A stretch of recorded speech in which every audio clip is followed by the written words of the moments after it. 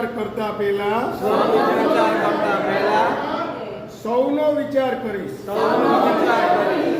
દેશના બધા જ સંસાધનોનો ઉપયોગ યોગ્ય રીતે કરીશ દેશના સર્વાંગી અને સમાવેશી વિકાસ માટે અવિરત કાર્યરત રહીશ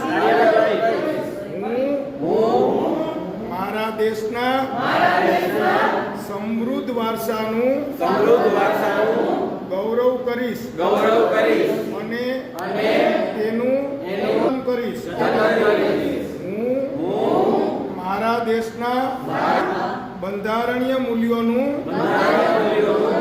જતન કરવા સદાય પ્રયાસરત રહીશ જ્ઞાતિ ધર્મ કે જાતિના તમામ બંધનોમાંથી મુક્ત રહી બંધુતાની ભાવના સાથે મારા દેશને પ્રાધાન્ય આપીશ એક ભારત શ્રેષ્ઠ ભારત ના સૂત્રને સાકાર કરવા ભારતની એકતા અને અખંડિતતા માટે સદાય પ્રતિબદ્ધ રહીશ પ્રધાનમંત્રી શ્રી નરેન્દ્રભાઈ મોદીએ જોયેલ વિકસિત ભારતના સ્વપ્નને સાકાર કરવા હું મન વચન અને કર્મથી તત્પર રહીશ હર ઘર સ્વદેશી ઘર સ્વદેશી ના મંત્ર થકી આત્મનિર્ભર ભારતના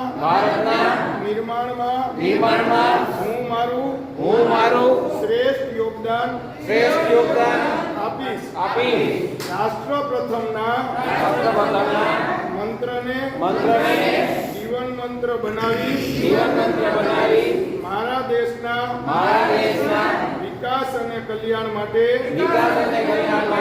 હું તન મન અને ધનથી અવિરત પ્રયાસરત રહીશ જય હિન્દ ભારત માતા કી બાપુ એમ કહે આ સાહેબ એમ કહે કે અમે લોહાણા, આ સાહેબ કે અમે પ્રજાપતિ, ઓલા બેન કે અમે આયર, આ બાપુ કે અમે કારડિયા. એવી રીતે નથી વર્તવાનું. જ્ઞાતિ ધર્મ, કોઈ કે હિન્દુ, કોઈ કે મુસ્લિમ, કોઈ કે શીખ, એવી રીતે વર્તન કરવાનું નથી. ધર્મ, જાતિ કે જ્ઞાતિ એના બંધન ભારતના બંધારણમાં લખ્યા નથી, તો એ પ્રમાણે વર્તવાનું નથી. અને મુખ્ય સૂત્ર છે એક ભારત શ્રેષ્ઠ ભારત. ભારતમાં ઘણા બધા ભાગલા કરવામાં આવે છે અને દેશ વિખંડિત થાય છે, એવું થવા દેવાનું નથી. અને વિકસિત ભારત 2046નું કેવું હોય એનું સ્વપ્ન નરેન્દ્રભાઈએ જોયું છે. એવી રીતે આપણે આગળ વધારવાનું છે ભારતને.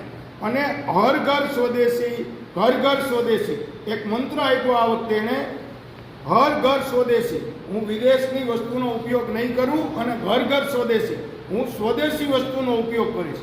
ચાઇનાના મોબાઈલ વાપરી અને ફોરેનનું બધું ગમતું હોય, આપણે રહીશી ભારતમાં તો આપણે ભારતનું ગમવું જોઈએ, સ્વદેશી કહેવાય, ભારતમાં બનેલું હોય તે. અને આત્મનિર્ભર ભારત તો બને. આત્મનિર્ભર એટલે પોતાના પગ ઉપર ઊભું રહી શકે એવું ભારત બનાવવાનું છે, બીજાના ઉપર નિર્ભર નહીં. ભારતના લોકો પોતાની વસ્તુ વાપરે એના માટેનો આ મંત્ર છે.